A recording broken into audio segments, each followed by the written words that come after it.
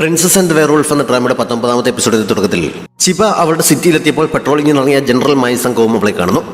അവൾ സുരക്ഷിതയായി തിരിച്ചെത്തിയതിന്റെ സന്തോഷത്തോടെ അവൾ ഓടി അടുത്തേക്ക് ചെന്ന് വിവരങ്ങൾ അന്വേഷിക്കുന്നു. അവൾ തനിച്ചാണ് വന്നിരിക്കുന്നതെന്ന് അറിഞ്ഞപ്പോൾ ജനറൽ കുറച്ച് നിരാശനാകുന്നുണ്ടെങ്കിലും അവളുടെ തിരിച്ചുവരവിൽ സന്തോഷം തന്നെയാണ്.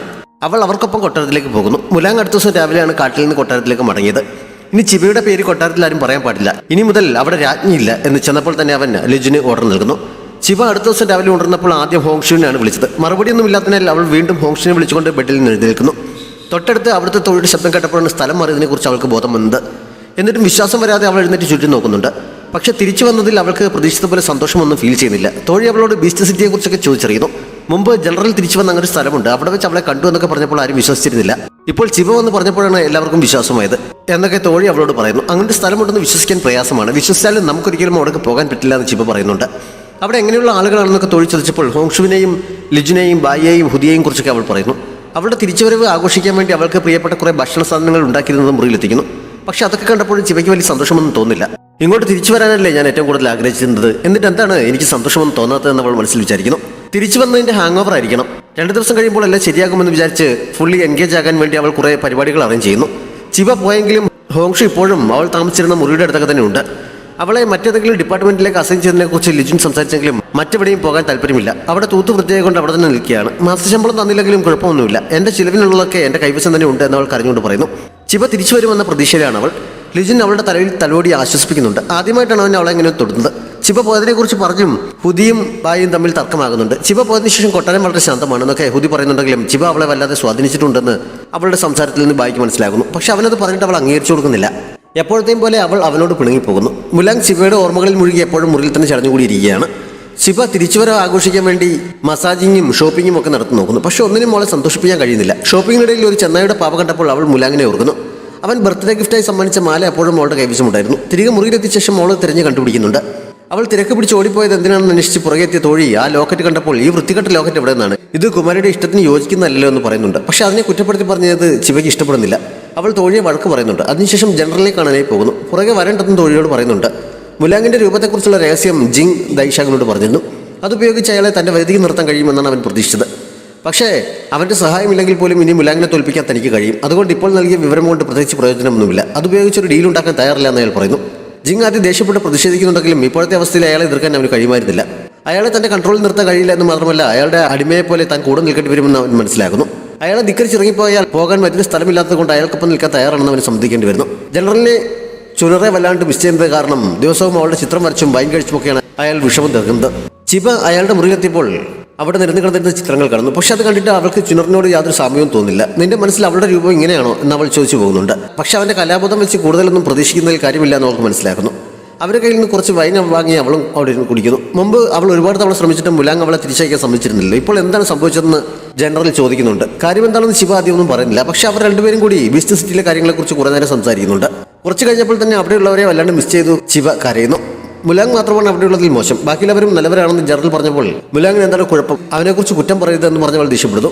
സംസാരിച്ച് വന്നപ്പോൾ അവൻ കള്ളം പറഞ്ഞതിനെക്കുറിച്ചൊക്കെ അവൾ ജനറലിനോട് പറയുന്നുണ്ട്. പക്ഷേ കുറേ സമയം അവിടെ നിന്ന് സംസാരിച്ച് കഴിഞ്ഞപ്പോൾ മുലാങ് താൻ വിചാരിക്കുന്ന പോലെ സ്വാർത്ഥമായിട്ടല്ല തന്നോട് പെരുമാറിയിട്ടുള്ളത്. പലതവണ തന്റെ ജീവൻ രക്ഷിച്ചിട്ടുണ്ട്. തന്നെ ഉപയോഗിക്കാൻ വേണ്ടി മാത്രമായിരുന്നെങ്കിൽ അവൻ അങ്ങനെയൊന്നും ചെയ്യേണ്ട ആവശ്യമില്ലെന്നൊക്കെ അവൾക്ക് ബോധ്യമാകുന്നു. തിരിച്ചുപോയാൽ കൊള്ളാമെന്ന് അവൾക്ക് ആഗ്രഹം തോന്നുന്നുണ്ടെങ്കിലും അത് തന്റെ അഭിമാനത്തിന് മോശം വരുത്തുമെന്നുള്ളത് കൊണ്ട് പിടിച്ചു നിൽക്കാൻ തന്നെ അവൾ തീരുമാനിക്കുന്നു. മാത്രമല്ല അങ്ങോട്ടേക്ക് പോകണമെങ്കിൽ അതിന് വഴിയൊന്നുമില്ലല്ലോ. അങ്ങനെ വിഷമിച്ച് അവൾ മുറിയിലേക്ക് പോകുന്നുണ്ട്. മുലാങ് അന്ന് ഹോളി റിവറിൽ ഇന്റേണൽ എനർജി കടത്തിവിട്ട് കഴിഞ്ഞപ്പോഴേക്കും അവൻ വല്ലാതെ ക്ഷീണിക്കുന്നുണ്ട്. ഇപ്പോൾ തന്നെ ആ അരുവിയിലെ വെള്ളം പറ്റാതായിരിക്കുന്നു. ഇനി ഇങ്ങനെ മുന്നോട്ട് പോവുകയാണെങ്കിൽ അധിക ദിവസം തനിക്ക് ജീവിച്ചിരിക്കാൻ കഴിയില്ല എന്നൊന്ന് ഉറപ്പാക്കുന്നു. അതിനെക്കുറിച്ച് സംസാരിക്കാനായി എൽഡർമാരെ വിളിപ്പിക്കാൻ അവൻ ലിജുവിന് നിർദ്ദേശം നൽകുന്നു. ചിബ തിരിച്ചു വരും, നിങ്ങൾ വീണ്ടും ഒരുമിക്കും, പ്രതീക്ഷ കൈവിടരുത്, ഇപ്പോൾ ഇങ്ങനെ ഒരു തീരുമാനം എടുക്കരുത് എന്നൊക്കെ ലിജുൻ പറയുന്നുണ്ടെങ്കിലും മുലാങ്ങിന് ഇപ്പോൾ അങ്ങനെ ഒരു പ്രതീക്ഷയൊന്നുമില്ല. അതുകൊണ്ട് എൽഡർമാരെ വിളിപ്പിക്കാൻ തന്നെ അവൻ പറയുന്നു. ലിജുൻ പോയി കഴിഞ്ഞപ്പോൾ ചിബയുടെ കയ്യിൽ കിട്ടിയിരുന്ന മണി കൈവശമുണ്ടായിരുന്നെടുത്ത് അതിലേക്ക് നോക്കി അവൻ വിഷമിച്ചിരിക്കുന്നുണ്ട്. അന്ന് രാത്രി തന്നെ ദൈഷാങ് വർഷങ്ങളായി ഉണ്ടാക്കിയെടുക്കാൻ ശ്രമിച്ചുകൊണ്ടിരുന്ന ആളുകളുടെ സോളിനെ കൺട്രോൾ ചെയ്യാൻ ശേഷിയുള്ള ആ മരുന്ന് പൂർണ്ണമായ അവസ്ഥയിൽ അയാൾക്ക് റെഡിയായി കിട്ടുന്നു. ഇനി മുലാങ്ങിനെ തോൽപ്പിക്കാൻ അധികം സമയം വേണ്ടി വരില്ല എന്ന് അയാൾ സന്തോഷത്തോടെ പറയുന്നു. അതേ മെത്തേഡ് ഉപയോഗിച്ച് കൂടുതൽ മരുന്നുകൾ ഉണ്ടാക്കിയെടുക്കാൻ അയാൾ സിനിയാങ്ങിനോട് നിർദ്ദേശിക്കുന്നു. ആവശ്യത്തിന് മരുന്നുകളായി കഴിയുമ്പോൾ നേരത്തെ പ്ലാൻ ചെയ്തിരുന്ന പോലെയൊക്കെ മുന്നോട്ട് പോകാനാണ് അയാൾ ഉദ്ദേശിക്കുന്നത്. അർദ്ധരാത്രിയിൽ മുലാങ് ഇത്ര അത്യാവശ്യമായി വിളിക്കുന്നത് എന്തിനാണെന്ന് ആകാംക്ഷയോടെ എൽഡർമാർ അവന്റെ അടുത്തേക്ക് ചെന്നത്. അവൻ അധികാരത്തിൽ നിന്ന് മാറാൻ പോവുകയാണെന്ന് പറഞ്ഞപ്പോൾ ഇപ്പോൾ ഇങ്ങനെ ഒരു തീരുമാനം എടുക്കേണ്ട ആവശ്യം എന്താണെന്ന് ചോദിച്ചവർ എതിർക്കുന്നു. ചെന്നായായി ഞാൻ ജീവിതത്തിൽ ഒരു പെണ്ണിനെ മാത്രമേ സ്നേഹിക്കുകയുള്ളൂ എന്നറിയാമല്ലോ. എന്റെ രാജ്ഞി തിരികെ പോയ സ്ഥിതിക്ക് എനിക്ക് കുട്ടികളൊന്നും ഉണ്ടാകാൻ സാധ്യതയില്ല. അതുകൊണ്ട് നമ്മുടെ വംശത്തിൽ നിന്ന് അർഹനായ മറ്റൊരാളെ കണ്ടെത്തി അധികാരം ഏൽപ്പിക്കുന്നതാണ് നല്ലത്. എത്ര നേരത്തെ അത് ചെയ്യുന്നോ അത്രയും കൂടുതൽ കാര്യങ്ങൾ എനിക്ക് അവരെ പഠിപ്പിക്കാൻ പറ്റും എന്നവൻ പറയുന്നു.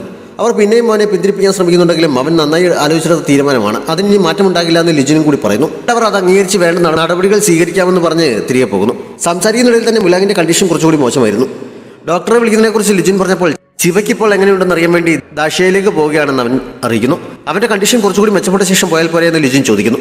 ഇനി ഇത് മെച്ചപ്പെടാൻ ഒട്ടും സാധ്യതയില്ല, കൂടുതൽ മോശമാക്കാനേ സാധ്യതയുള്ളൂ. അതിനു മുമ്പ് അവളെ ഒരിക്കൽ കൂടി കണ്ടിട്ട് വരാം എന്നവൻ പറയുന്നു. ശിവ ആഗ്രഹിച്ചതുപോലെ സന്തോഷത്തോടെ തന്നെയാണ് അവൾ അവിടെ കഴിയുന്നത് എന്ന് ചെക്ക് ചെയ്യാനായിരുന്നു അവൻ ഉദ്ദേശിച്ചത്. ശിവ അവനെ മിസ് ചെയ്ത് ആകെ വിഷമിച്ചിരിക്കുകയായിരുന്നു ഈ സമയം. അവളുടെ ചെറിയമ്മയുടെ മകൾ സിങ് പിങ് അവളെ കാണാനായി ചെല്ലുന്നുണ്ട്. ബീച്ച് സിറ്റിയിലേക്ക് പോയതിന്റെ വിശേഷങ്ങളൊക്കെ മുതിർന്നവർ പറഞ്ഞു കേട്ടതിനെ കുറിച്ച് സിങ് പിങ് അവളോട് ചോദിക്കുന്നു. ഒരു തവണ അവിടേക്ക് കൊണ്ടുപോകാമെന്ന് പ്രോമിസ് ചെയ്യിപ്പിക്കുന്നുണ്ട്. കൊണ്ടുപോകാമെന്നൊക്കെ വാക്കുകൊടുത്തെങ്കിലും എനിക്ക് പോലും എങ്ങനെയാണ് അങ്ങോട്ടേക്ക് പോകേണ്ടതെന്ന് അറിയില്ല എന്ന് ശിവ മനസ്സിൽ വിചാരിക്കുന്നു. മുമ്പൊരിക്കൽ സിങ് പിങ് അവൾക്ക് ഒരു കീ ചെയിൻ നൽകിയിരുന്നു. അവളുടെ മനസ്സിന് ഇഷ്ടപ്പെട്ട ആരെങ്കിലും കാണുമ്പോൾ സമ്മാനിക്കണമെന്ന് പറഞ്ഞാണ് അന്ന് അവളത് നൽകിയത്. അതിപ്പോഴും അവളുടെ കൈവശമുണ്ടോന്ന് സിങ് പിങ് ചോദിക്കുന്നു. ഇല്ലെന്നറിഞ്ഞപ്പോൾ അവളുടെ മനസ്സിന് ഇഷ്ടപ്പെട്ട ആളെ ബീച്ച് സിറ്റിയിൽ വെച്ച് കണ്ടുമുട്ടിയെന്നും അവൾ ചോദിക്കുന്നു. അതിന് ഉത്തരം പറയാതെ ചിപ്പ അവളെ തിരികെ അയക്കുന്നു. കുട്ടിയെ കൊണ്ട് പുറത്തേക്ക് ഇറങ്ങിയപ്പോൾ ഏത് കീ ചെയിൻ്റെ കാര്യമാണ് പറഞ്ഞതെന്ന് ചോദിക്കുന്നു. ചിപ്പയ്ക്ക് ഇഷ്ടപ്പെടുന്ന ആളെ കണ്ടെത്തുമ്പോൾ അയാളെ ലോക്ക് ചെയ്യാൻ ഒരു കീ ചെയിൻ കൊടുത്തിരുന്നു. അതിന്റെ കാര്യമാണ് പറഞ്ഞതെന്ന് സിങ് പിങ് പറയുന്നു.